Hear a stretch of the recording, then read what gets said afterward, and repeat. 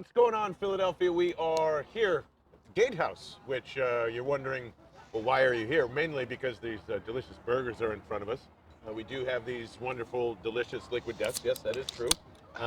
Welcome to Thursday Night Football, officially as we're here now, and this is where our home tailgates are going to be, literally right here at the Gatehouse at the Navy Yard. We've been telling you about it, so we might as well come down and check it out and hang out and talk about the Vikings and, well, maybe my concerns about this coaching staff, huh? Vince Quinn, how are you? He has already crushed the Caesar salad that comes with this burger. What is on that burger, by the way? Yeah, so this is a blackberry bourbon barbecue burger, which is completely ridiculous in its own way. And the whole promotion around it at the Gatehouse is cool. So it's an Instagram-only thing. And it's a burger blitz. They do it on Thursdays. It's a different specialty burger each week. This thing is gigantic. You can see these big pieces of bacon. It kind of looks like a bow tie if I hold it like this. So I just took a humongous bite, by the way. Yeah. And it is that bourbon stock. What was it again? Oh. Holy cow, is that amazing. it's a blackberry bourbon barbecue, John.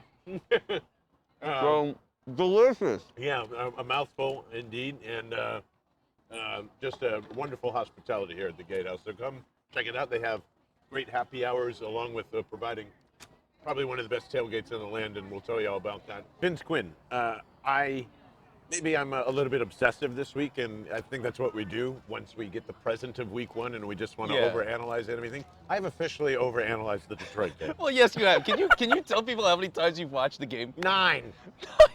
9 times, and all for different purposes. Sirianni's probably like, Jesus Christ, yeah, like, man. hey, man, I only went in the film room like 4 times, man.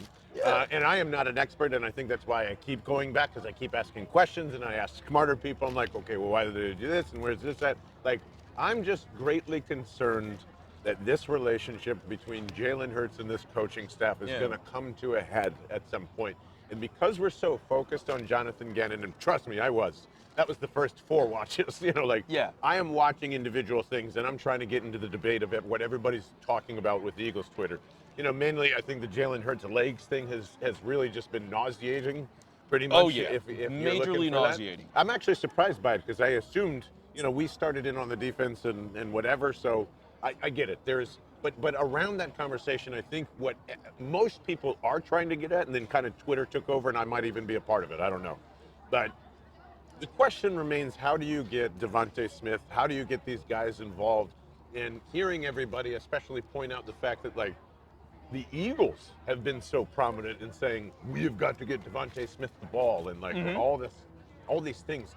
It does not sound cohesive in the passing game still, and I'm sticking to that specifically because situationally, this coaching staff is a near disaster, and I don't think anybody's waving a flag. It's really bad, and I honestly still think, I have the opening drive from last week in my head. There are just so many really bad choices in the first, 4 incompletions of Jalen Hurts that when you look at the stat line, people want to go and kill him, but you go, well, yeah, you gave him very bad opportunities to go and create it. And when you do, it's with his legs, and he bailed out more of the coaching staff than I thought in this game. And there are 2 really bad misses from Jalen Hurts from last week. Yeah. There's an easy touchdown to Kenny Gainwell early on the sprint out, did that, and got overexcited, and there's A.J. Brown, and he's underthrows him somehow wide open, and I get that. That you have to clean up, but outside of that, there is nothing creative in the passing game that is even allowing distribution.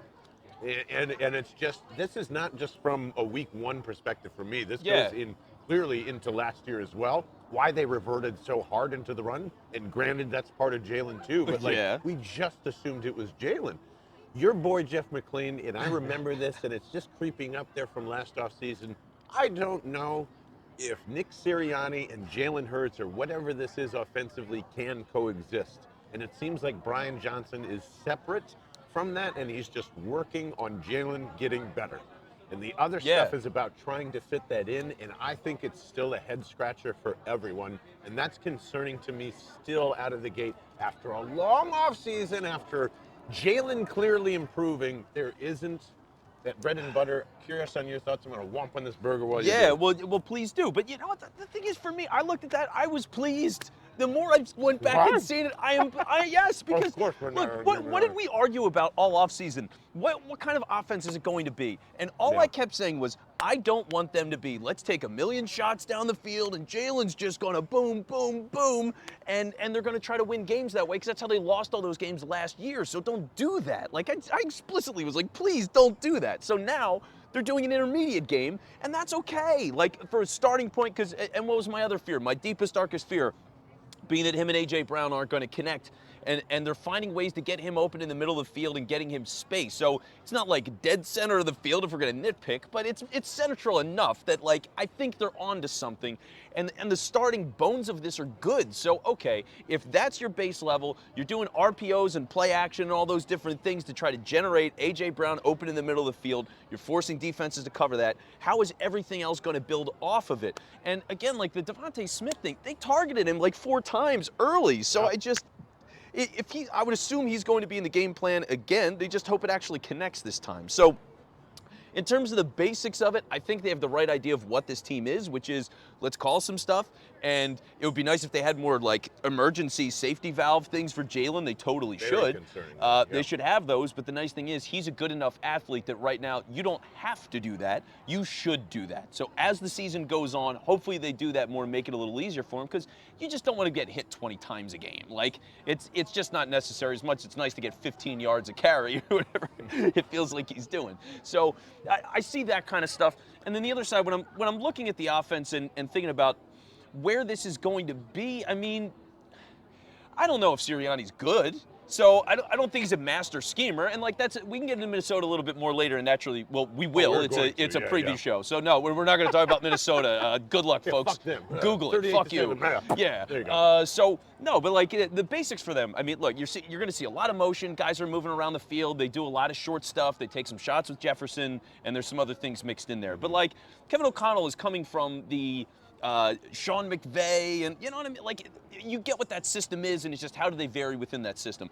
I don't really know what the hell Nick Sirianni is, and Frank Reich isn't running like the most dynamic offense you've ever seen. He runs an effective offense. They're in the playoffs all the time, but is it like, oh my God, the offensive mastermind of Frank Reich? I don't really see that. So I don't know if Sirianni's any good still. I have no idea, but I think at least his mentality is right of like, this is the kind of athlete and quarterback that Jalen is.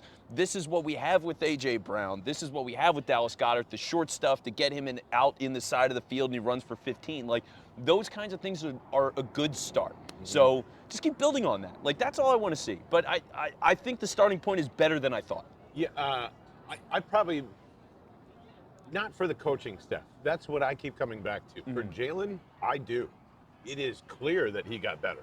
I can't see where this offense took that leap, you know, in game one, and that's maybe that is partially just due because like it's A.J. Brown excitement. They're both excited. He's open. You're going to throw him the ball. Yes. Yeah. So like piling all this onto one game is rather silly, but at the same time, it's just here's the one thing that I think is going to stop them from being an elite offense, more or less, which I consider consistency of one of those main factors.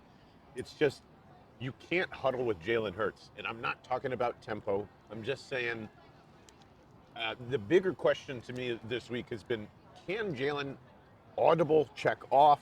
Does he have an ability to call a hot route? Like, I'm going to go ahead and say probably not, or at least not a ton of authority.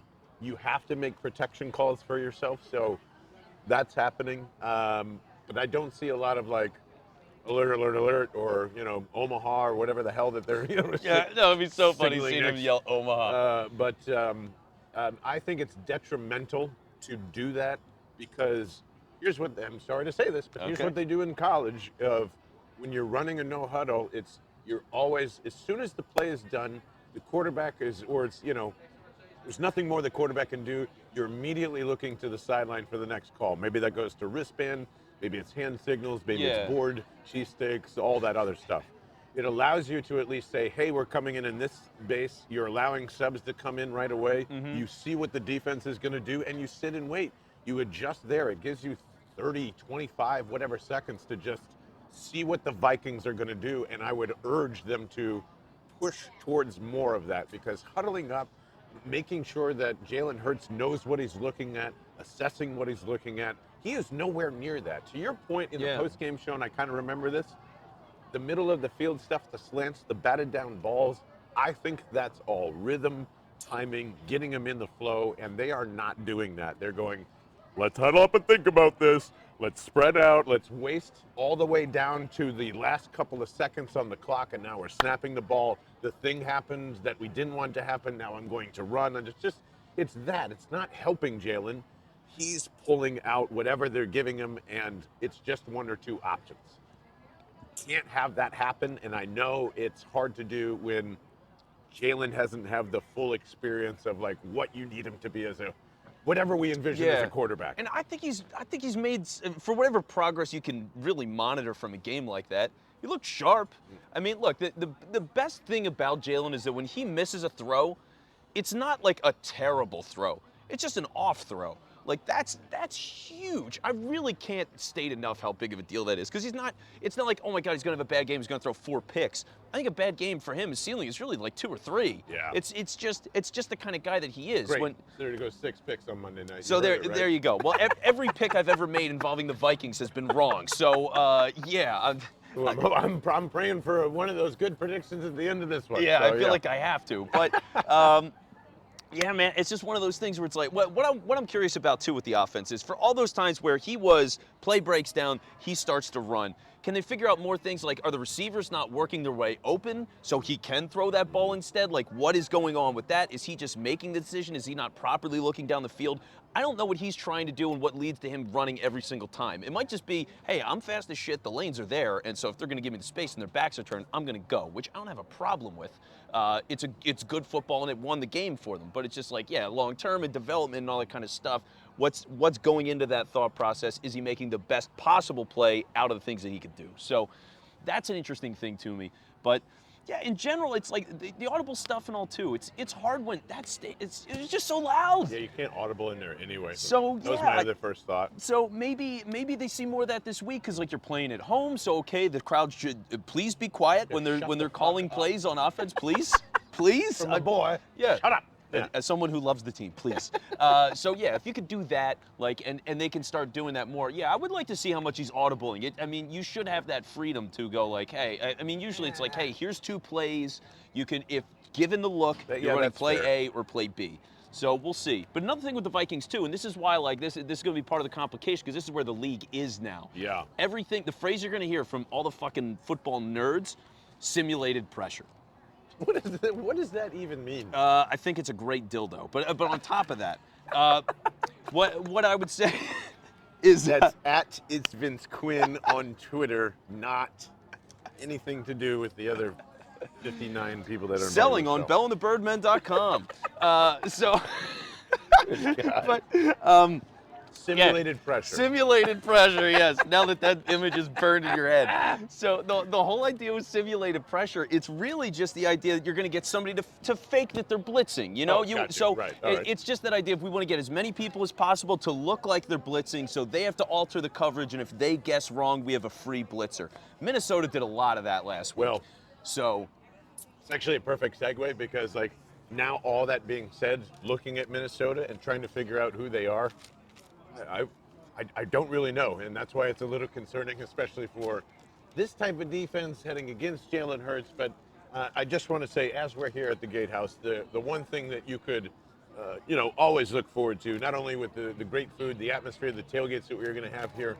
I mean, Liquid Death has been a part of this show for a very long time, and we're so excited that they're here for football season and it's tailgate season, and these bad boys are pretty much going to be synonymous with our hands, cans, hips, lips, and everything else because it is the best mountain water on the planet. It also, saves all those stupid single-use plastic bottles that you, throw away, and I am saying throw away in that New Jersey landfill because that's where they end up. Plastic is no longer recyclable, and, Liquid Death is proud that they're aluminum 16.9-ounce badass cans that hold the best mountain water in the land. And whether you like the flat water or all the sparkling stuff that pairs so well with whiskey and bourbon, the severed lime, the mango, the berry that Vince brought in this week that I completely haven't not tasted in a while. It's so good. So good. It's so good. And honestly, it was fair is fair. I thought it was like bottom 3 in terms of my flavor list. It shot right back up over mango again. So like sometimes you just need a little refresher, and wherever you can find them at 7-Eleven is where we do most of our shopping, because duh, why would you walk into Wawa when you have Liquid Death at your hands in 7-Eleven? Or the best thing you can do to support the podcast, them and everything else that we do, is liquiddeath.com/bell, where they will send you a case every time that you order with free shipping by using that link. So that is pretty awesome, and thank them as always for everything that they do for the show. And I'm going to need a lot of Liquid Death this week, because I feel like I'm going to be yelling a lot, and like the weird thing is, Taylor brought this up too. Yeah. The Vikings and Eagles don't really play each other historically that much. Like, I remember Carson Wentz and Sam Bradford coming in here his rookie year. That was a fun, interesting game. That was fun. The next thing we know, we're staring at them in an NFC Championship game. There's that weird game in 19, you know, that Carson Wentz fumbled away, I think. Jalen Mills got almost thrown out of that one. So, like, the great thing about hating Minnesota is everyone on that team, there's usually one component that I just do not like about it, and thank God that they still have Kirk Cousins. Like, because that's the main reason I will continue to hate Minnesota. Yep. But unfortunately, no matter how much I hate that man, he is just this squirmy little dork that just varies between above average quarterback and below average quarterback, and you can't fucking Did you get see rid his of him. record, by the way? What is his record He's now? like 61, 61, and 2. He is completely even going into this game. It is amazing.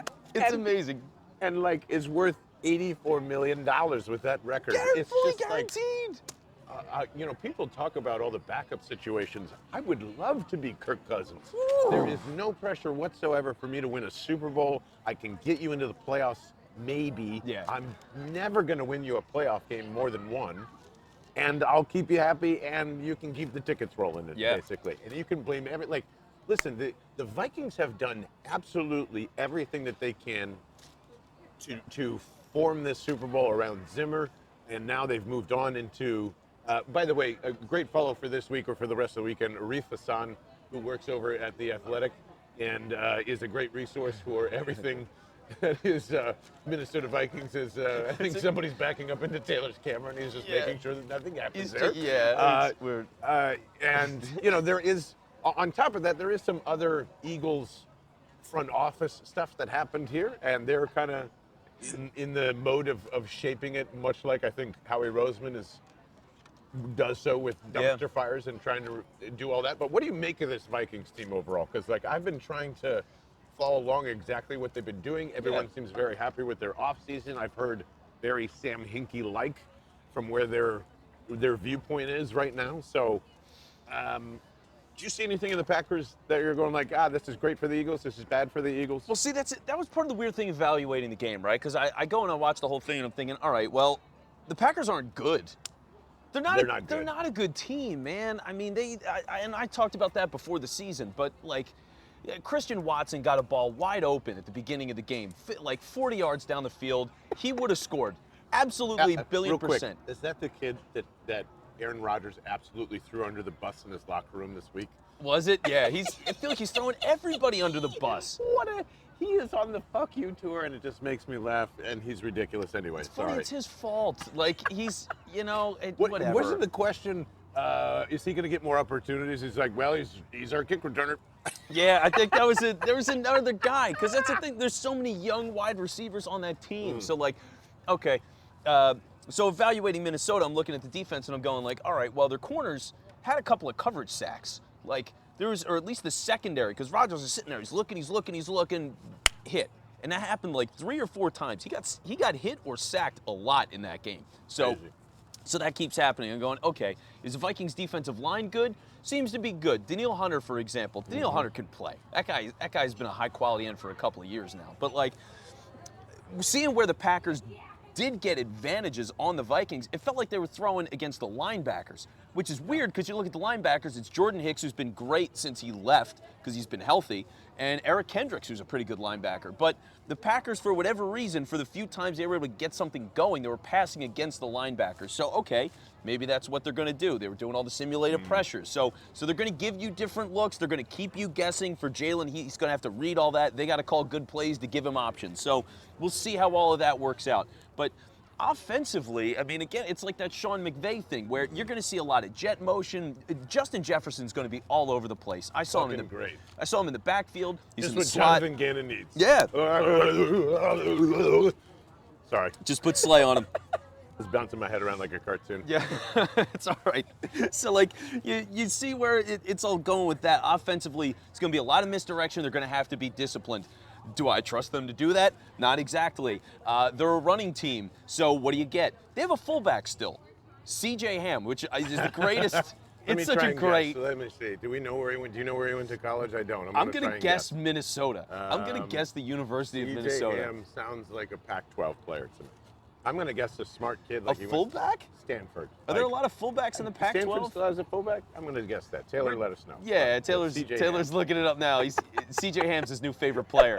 Now that Barnett's out for the year. And that's where I come in on this too. So like, there are obvious things that you can do. And by the way, speaking of all of that, the pressure that they had from that they got on Rodgers and the sacks. Yeah. 90% of the time they were rushing 4 only. So they were dropping zone against Aaron Rodgers 90% of the game, basically. Yeah. It doesn't sound like, at least from a week 1 perspective, from the fan base, that like, Patrick Peterson was a pretty large signing for them. Returns so far just been kind of meh. So I think A.J. Brown is going to have another hell of an opportunity to have a big game on that. I really think that they're not going to see anywhere close to a 4-man rush for 90% of the time. And I wonder how you would play Jalen Hurts now that you've seen a week of him. I wouldn't do that, but like, I would think zone would confuse the hell out of Jalen Hurts. But real quickly, where is CJ Ham from? Augustana? Is that even a real college? North Sound. What state is that? Is that Division II? South Dakota, of course. There you go. All right. All right. So if it wasn't a smart kid, it's a Division II fullback. There you go. CJ Ham, welcome to the club. But he played a lot. He played a lot last week. He played a ton, Yeah. which is like, so there's elements where I think you could, it works for Jalen and doesn't work for Jalen, but if you had to choose, I'd rather Jalen be blitzed all night or have to read zone coverage all night. I'm choosing getting blitzed all night. Right? Yeah, and if I'm the Vikings, I'm going, look, the Lions just did this, and they were pretty successful. I mean, I don't think, like, the mentality was right, but mentality was right. They just didn't properly. I don't know how they didn't adjust to covering Jalen. Like, oh, we're gonna send all these guys. What if he runs? Like, come on, like Yeah. it was so bizarre. He just constantly got out of the pocket. So if they have like corner blitzes and things that are pushing him in, and now you're making him uncomfortable, making him roll to his weak side, like those are the kinds of things that could be really beneficial. So if I was Minnesota, that's what I'm thinking. But we'll see the game they play with that. But yeah. And one more point on that before I forget.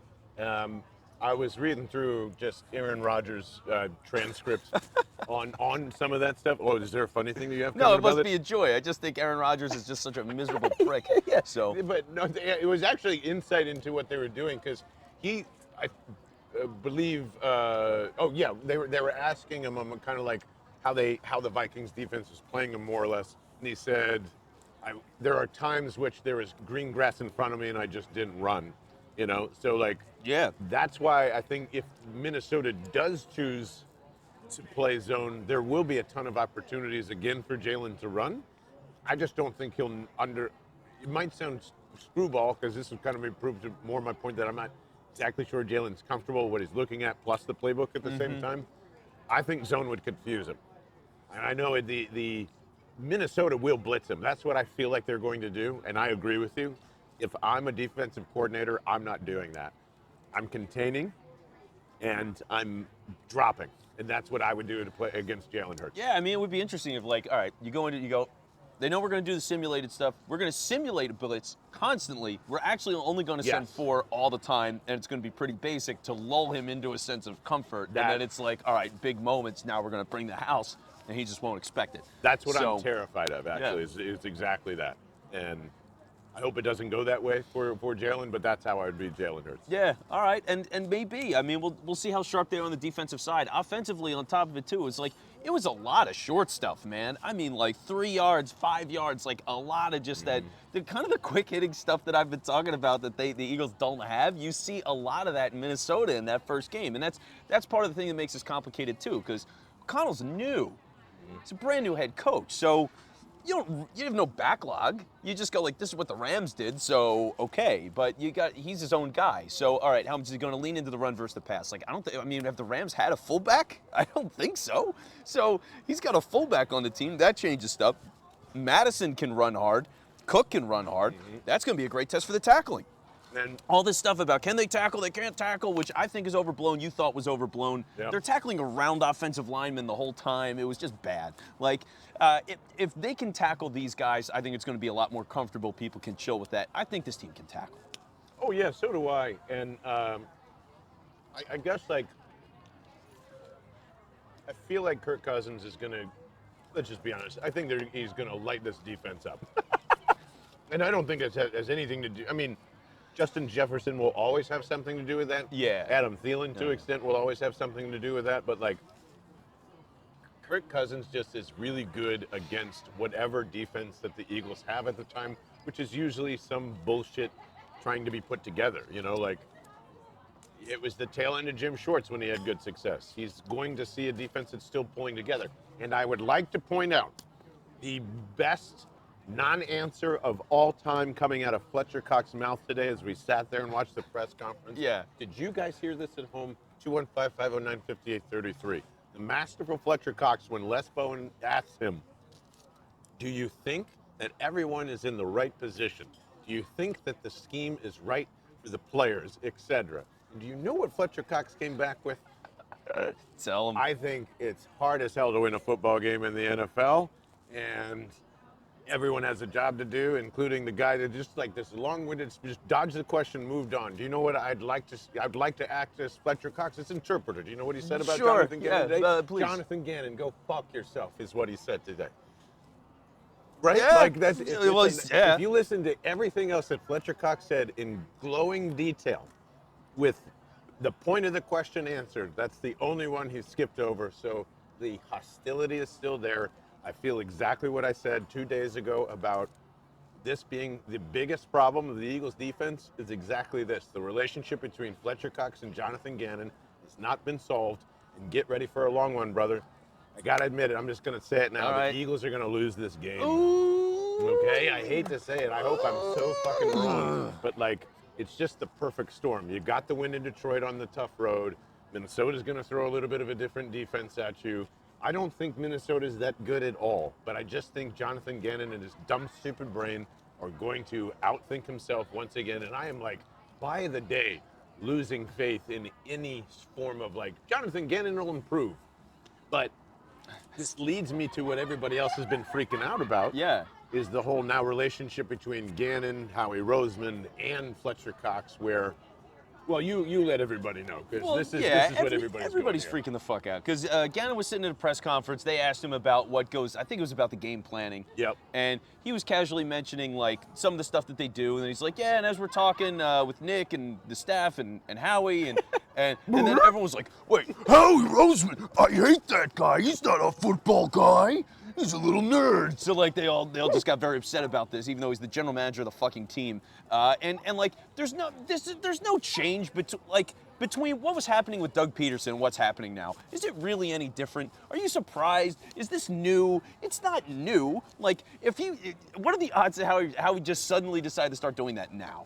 Like, they were here all last year. So I would assume they were here all last year. Like, it's just normal for where they are because they didn't trust Doug. They definitely don't trust Sirianni and all that much as they let Sirianni pick his staff, but still gonna monitor it.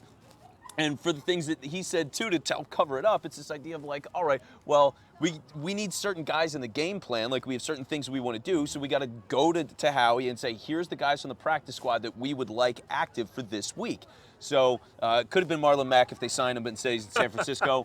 And now he's going to have a hell of a year. He's going to go off for like Because he's 100 with yards in Shanahan. one game, and everyone's going to tweet me, and you're all welcome. But yeah, it's like that. So I think in terms of explanation, history, everything, I don't think it matters. You're almost right. And that's where I stand too. Like most of the, I would say Eagles Twitter, we'll just refer it to that. Yeah, sure. It's probably a little, like you said, it's just they sniff Howie Roseman in control of a football thing, they freak out. Yes. Beat reporters on this, I've heard comment on it, they pretty much sound like that. I don't disagree that much, but let's not kid ourselves here. For the exact reason I just said, that's not happening. Excuse me. That's not the only thing that's happening in there. This front office, including Jeffrey Lurie, has not and will not ever again trust a coaching staff with a 53-man roster, and they do have final say. It is not Jonathan Gannon and Nick Sirianni going, hey, Howie, here's who we got coming up. We'd really like these practice squad guys, and if you could just rearrange that with your guys, that'd be great. Howie Roseman is telling, here's who you can have, here's who you can't have, here's who you must play. You have to play this guy for this amount of time because it's going to affect how we pay them in the end with costs and all that. And he is meticulous about every single thing along the way. So don't kid yourself. Howie Roseman, Jeffrey Lurie, and whatever semblance in between are in complete control of the roster. They will never call plays, so relax, but they will be determining who is and who is not, meaning. And this is something that I think was interesting, and if I may share a story about a player who told me this about Doug Peterson and their warm-ups, and I think it's particularly similar in why we think the communication is different between front of office and the coaching staff. Doug Peterson would prepare notoriously for this particular thing and game plan Monday through Thursday, or Wednesday, or whatever it was. Then it would get to Thursday, Friday, and then that would change because of the conversations that you have with the front office. So like that's what started happening towards the end because everyone was demanding control after the Super Bowl. You have to reset that again. This team won a Super Bowl on analytics, a coach that they could control, and knowing exactly that, you know, the ins and outs of the roster more or less. So Howie Roseman is always control on what happens and what you see on the field every single Sunday, and make no mistake about it. That's all. And no, it is not a big deal because that's 93% of the NFL as it stands right now. Yeah, you got to be a special kind of guy to just be like, hey, listen, GM, I've got this. It's like, no, who the hell are you? You've been here for 2 years. Like, NFL coach turnover is completely ridiculous. Yeah, like all that stuff is, So GMs are going to have a say in these things. And also, especially, nobody really thinks this coaching staff is good. So, what's the worst that can happen? I mean, honestly, it's just, I haven't been overly impressed yet. I just think the offense is okay, kind of, for a start. And, like, the defense is brutal right now. Defense is brutal, So, yeah, but you know what's funny? Thinking about the game and, like, whether or not they're actually going to win this thing, the biggest thing for the Vikings is one of the best things for the Eagles, and it's their offensive line always sucks. Yes. Oh, yeah, and that's also where it kind of gives me a little bit of hope that here's where I can be completely wrong about Jonathan Gannon and what he's walking into. Since this is such a weak interior offensive line, and you can really do battle there, you know, Fletcher Cox should shine in this one, but I feel like we've said that a lot in the last couple of years, and that hasn't popped off. If somehow you can get Fletcher Cox and Jordan Davis together this week, that's what I would like to see, because Fletch can just go do his thing, and then you can rotate Williams more with Jordan Davis, Fletcher Cox, that whole thing, and you're anchoring with something this week, because that's what you need against the fullback. And, you know, they are going to try, if that's what scares the hell out of me. If Dalvin Cook gets going, this game's over, because Kirk Cousins, that's the other part of this too. They have run play action, I think, because it's McVay, of course, like 50 to 60% of the time of everything that they're doing. So, like, you cannot have running success. I hate to be all Jim Shorts about this, but stop the fucking run, worry about everything else later. That's why Bradbury and Slay are here. That's what you were emphasizing this offseason. This is the time to do that shit. You don't have a good defensive end rotation issue. You signed a whole bunch of players, including a Minnesota practice squad Which is player. so funny. I love that. I Always. love the little, Gamesmanship. the spy gamesmanship. And Rager was talking about how it's like a revenge game. It's like, get out of here, dude. Run one back, yes or no, Jalen Rager in this one?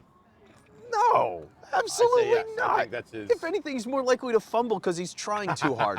Like, yeah. He's destined to fumble. He's Yeah. going to be like, oh, yeah, fuck these people. I'm going to show them. I was in their DMs. I told them what's up. And then he's going to get out on the field, and he's going to... Taylor's asking he was?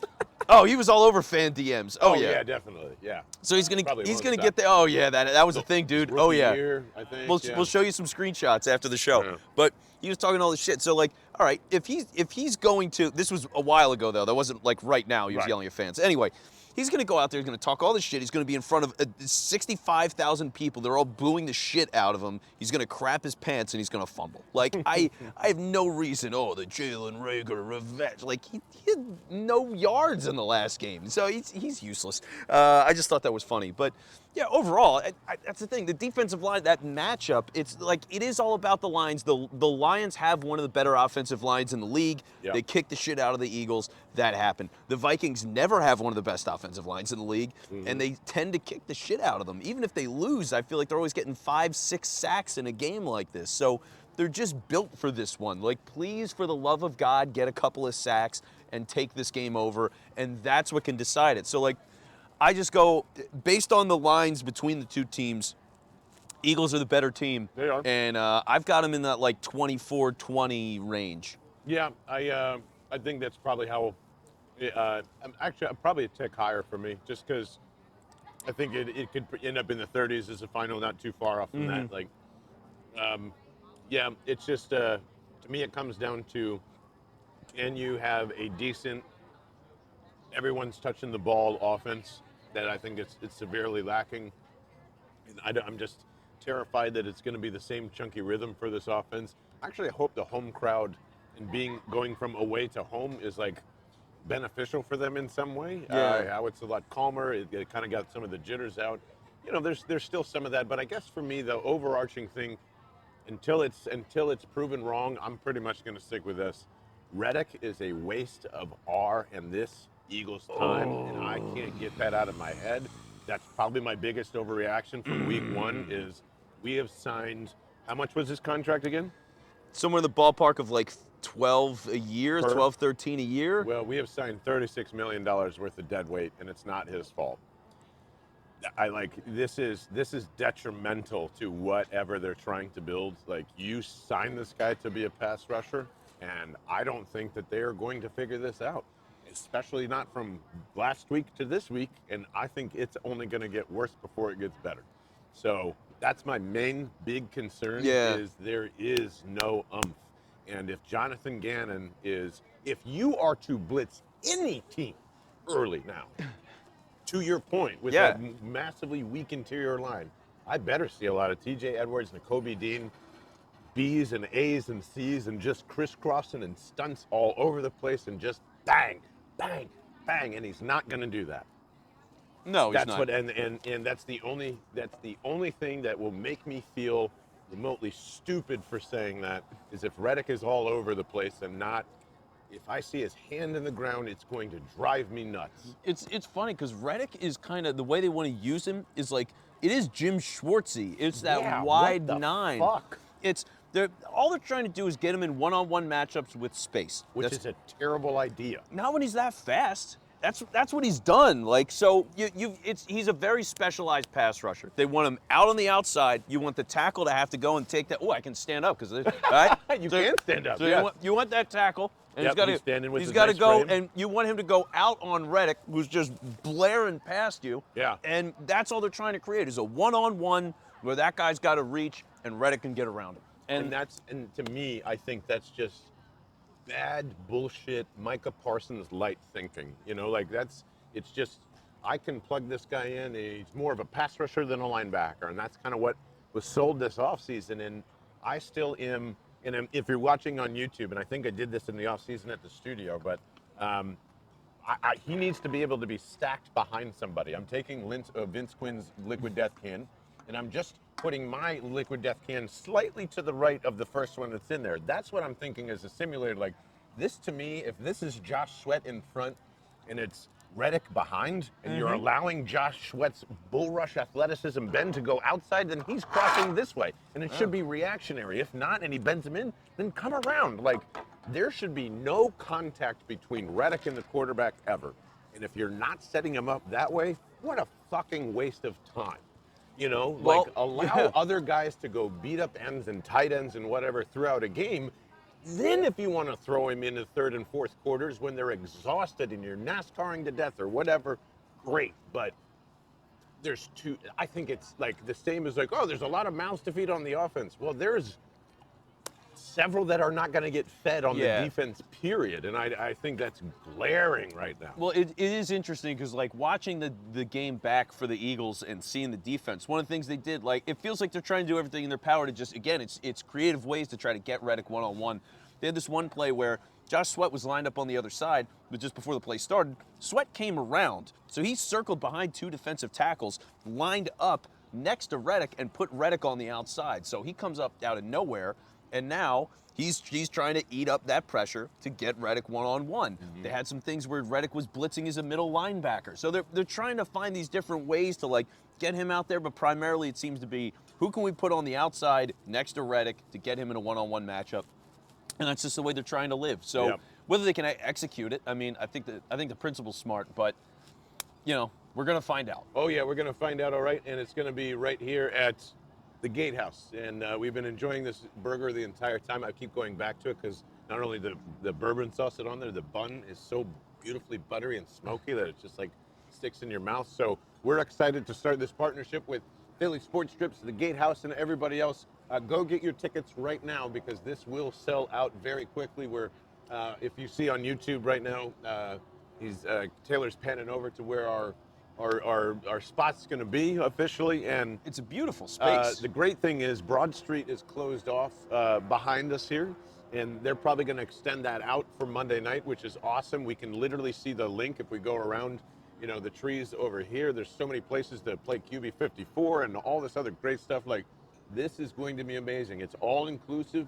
What is an $85 ticket, just because you are watching and listening to this, is a $65 ticket simply by using the promo code Washington Crew, which is something we gave out to everybody that's coming with us to FedEx And is Field. that one word or two words? It is one word together. One word. All Washington Thank Crew, you for all reminding one word. me. Yeah, Washington Crew, all one word, makes the ticket $65. All you can drink mimosas, Bloody Marys, beers, booze, and food as well. Filet mignon sliders and a whole bunch of stuff. from Amazing. Kev's Catering. It's unbelievable. And get this, where we told you we didn't think that there was going to be free parking, I lied.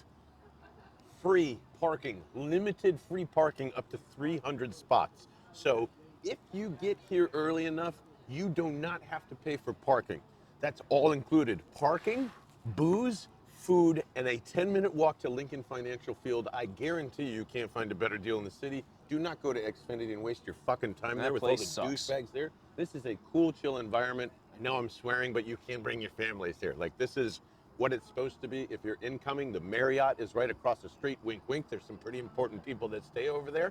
And it's all just the greatest energy to watch a game if you want to chill or just go to the game after the tailgate's done. We're going to do both. If you want to hang here, that's what the ticket includes too. There'll be some post-game beers, and we're going to be doing the show here, so you can be on the show. So we'll leave it at that. Just head to phillysportstrips.com and click on the tailgate link. You will see all of them there. Promo code Washington Crew to get $20 off your ticket. For Taylor Cordatis being amazing at setting up the camera literally anywhere we go, that is Vince Quinn, and I'm John Barchard. This is Bell and the Birdmen. Let's get started and go 2-0, even though I think they're going to lose anyway. Let's go. We'll see you guys.